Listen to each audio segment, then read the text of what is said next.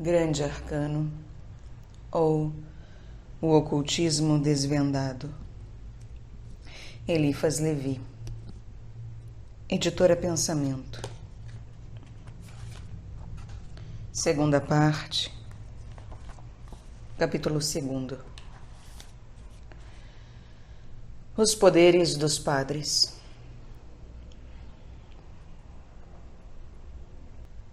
Para que o padre seja poderoso, é necessário que saiba ou que creia. A conciliação da ciência com a fé pertence ao grande hierofante. Se o padre sabe sem crer, pode ser um homem de bem ou um homem indigno. Se for homem de bem, explora a fé dos outros em proveito da razão e da justiça. Se for um homem indigno, explora a fé em proveito da sua cobiça. Mas então não é mais um padre. É o mais vil dos malfeitores. Se crê sem saber, é um parvo respeitável, porém perigoso, que os homens de ciência devem dominar e vigiar. O sacerdócio e a realeza, no cristianismo, são apenas delegações. Todos nós somos padres e reis.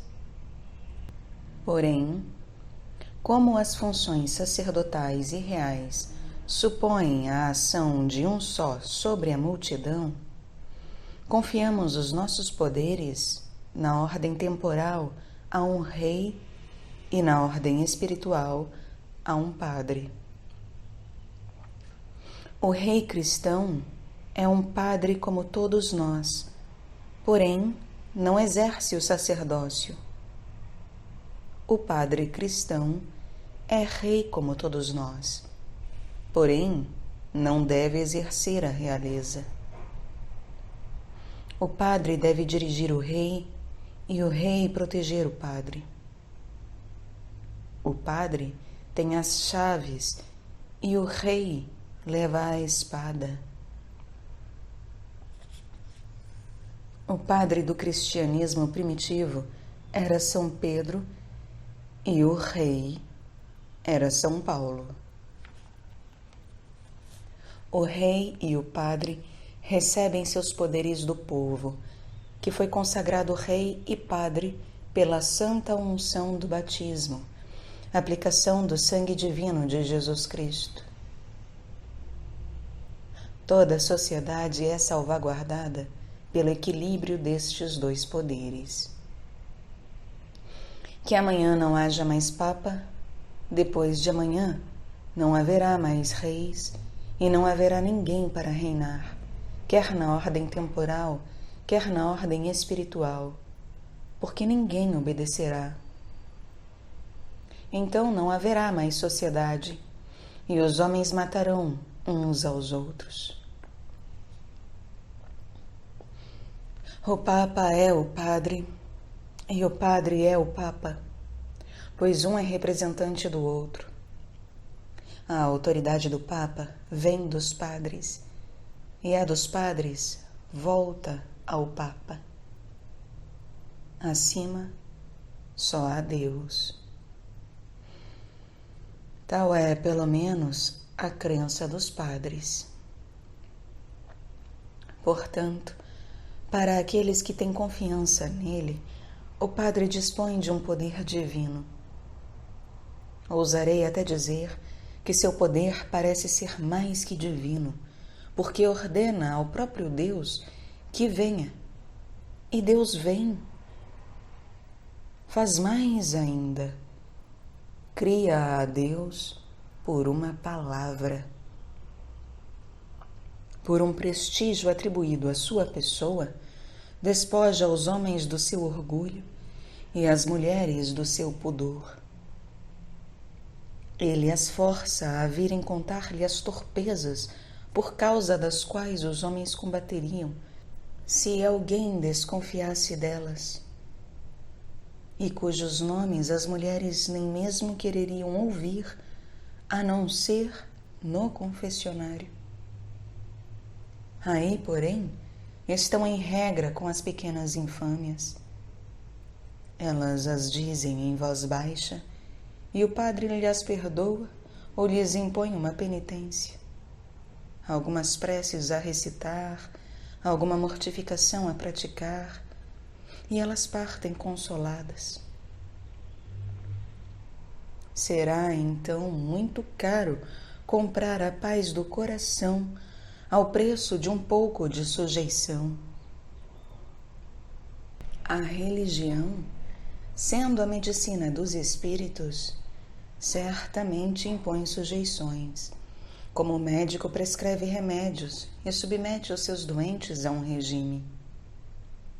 Ninguém pode contestar razoavelmente a utilidade da medicina, mas nem por isso devem os médicos querer forçar as pessoas sadias a tratar-se e purgar-se. Seria um espetáculo alegre ver o presidente da Academia de Medicina lançar encíclicas contra todos aqueles que vivem sem ruibarbo e proscrever da sociedade aqueles que pretendem, com a sobriedade e o exercício, poder dispensar o médico.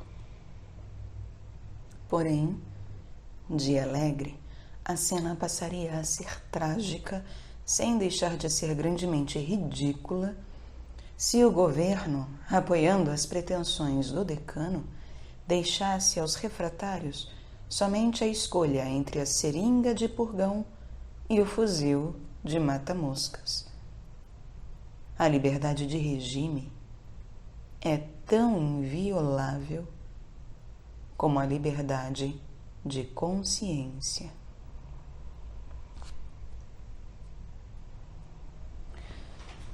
Dir-me-eis, talvez, que não se consultam os loucos antes de administrar-lhes duchas. Concordo. Porém, tomai cuidado. Isso se voltaria contra vós. Os loucos estão em oposição com a razão comum. Têm crenças excepcionais e extravagâncias que querem impor e que os tornam furiosos. Não façais pensar que seria preciso responder com duchas obrigatórias aos defensores dos sílabos. O poder do padre é totalmente moral e não poderia impor-se pela força.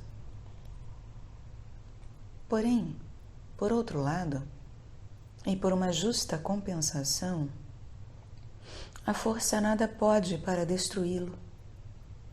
Se matardes um padre, fareis um mártir. Fazer um mártir é assentar a primeira pedra de um altar, e todo altar produz seminários de padres.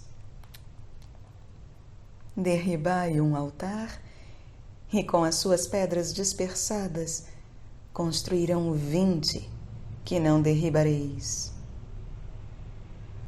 A religião não foi inventada pelos homens. Ela é fatal, isto é, providencial. Produziu-se por si mesma para satisfazer as necessidades dos homens. E é assim que Deus a quis e revelou. O vulgo crê nela porque não a compreende e porque ela lhe parece ser tão absurda que o subjuga e lhe agrada. E eu creio nela porque a compreendo e acho absurdo não crer nela. Sou eu. Nada temais, diz o Cristo, andando sobre as ondas no meio da tempestade.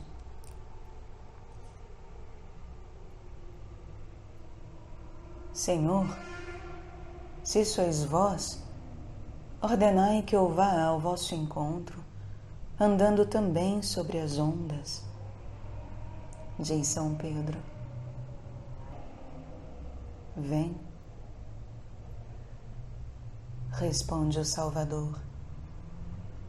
E São Pedro andou sobre o mar. Imediatamente o vento se levanta mais furioso, as vagas balanceiam e o homem tem medo.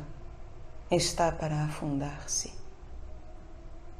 Jesus, retendo-o e levantando-o pela mão, lhe diz: Homem de pouca fé, por que duvidaste?